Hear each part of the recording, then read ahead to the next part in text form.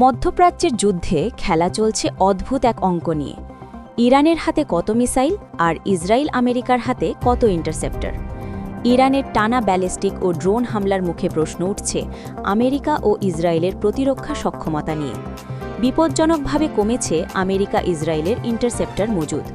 মাত্র ২-৩ দিনের উচ্চমাত্রার ক্ষেপণাস্ত্র বিনিময়ে আমেরিকা ইসরায়েলের প্রতিরোধ ক্ষমতা চাপে পড়েছে, কারণ এক একটি ক্ষেপণাস্ত্র ঠেকাতে প্রয়োজন হয় ২ থেকে ৩টি ইন্টারসেপ্টর। ফলে ইরানের প্রতিটি স্যালভো বা ক্ষেপণাস্ত্র তরঙ্গ আমেরিকা ইসরায়েলের প্রতিরক্ষা মজুদকে দ্রুত শূন্যের দিকে ঠেলে দিচ্ছে। আমেরিকা ইসরায়েলের প্রতিরক্ষার মূল ভরসা থাদ বা পেট্রিয়ট। ২০২৫ সালের জুনে ১২ দিনের যুদ্ধে আমেরিকা প্রায় ১৫০টি থাদ ইন্টারসেপ্টর নিক্ষেপ করেছে, যার প্রত্যেকটির মূল্য ছিল প্রায় $১৫ মিলিয়ন। বর্তমান সময়েও ইরানের মিসাইলের আঘাত ঠেকাতে এই ধরনের ইন্টারসেপ্টর ব্যবহার করছে আমেরিকা ইসরায়েল। প্রশ্ন হচ্ছে, ইন্টারসেপ্টরের ব্যবহার এই গতিতে চললে মজুদ কতদিন টিকবে? প্রতিরক্ষা বিশ্লেষকদের মতে, উচ্চমাত্রার হামলা অব্যাহত থাকলে কয়েকদিনের মধ্যেই অপারেশনাল স্টক উল্লেখযোগ্যভাবে কমে যাবে। উৎপাদন বাড়াতে সময় লাগবে মাসের পর মাস। এই সুযোগেই আমেরিকা ইসরায়েলকে তছনছ করে দেবে ইরান। যদি ইরান আরও কয়েকদিন টানা হামলা চালায়, তাহলে তেল স্থাপনা, বড় বিমান ঘাঁটি ও কৌশলগত বিমান ঘাঁটি লক্ষ্যবস্তু হবে। সব লক্ষ্য রক্ষা করা সম্ভব হবে না আমেরিকা ইসরায়েলের। ঝুঁকি বাড়বে নগর এলাকায়। প্রতিদিনের প্রতিরক্ষা ব্যয় পৌঁছাবে শত শত মিলিয়ন ডলারে।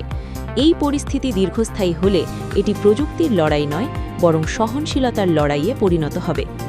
বিভিন্ন পশ্চিমা সামরিক মূল্যায়নে বলা হচ্ছে, ইরানের কাছে হাজার হাজার ব্যালিস্টিক ও ক্রুজ ক্ষেপণাস্ত্র সহ বিপুল পরিমাণ উন্নত প্রযুক্তির ড্রোন মজুদ রয়েছে। সুনির্দিষ্ট সংখ্যা প্রকাশ করা না হলেও অনুমান করা হয় ইরানের স্বল্প ও মধ্যপাল্লার ব্যালিস্টিক ক্ষেপণাস্ত্র রয়েছে কয়েক হাজার। ক্রুজ মিসাইল ও ড্রোনের সংখ্যাও হাজারের বেশি। ইরানের কৌশল হচ্ছে মিশ্র হামলার মাধ্যমে ব্যালিস্টিক, ক্রুজ ও ড্রোন একসঙ্গে ছুড়ে প্রতিরক্ষাকে বহু স্তরে ব্যস্ত রাখা।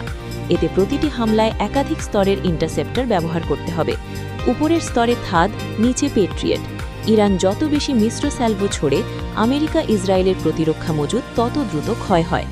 যদি মার্কিন ইসরায়েলি প্রতিরক্ষা কয়েকদিনের বেশি উচ্চমাত্রার চাপ সামলাতে না পারে, তবে তা উপসাগরীয় অঞ্চলে মার্কিন নিরাপত্তা ছাতার উল্লেখযোগ্যতায় আঘাত হানবে।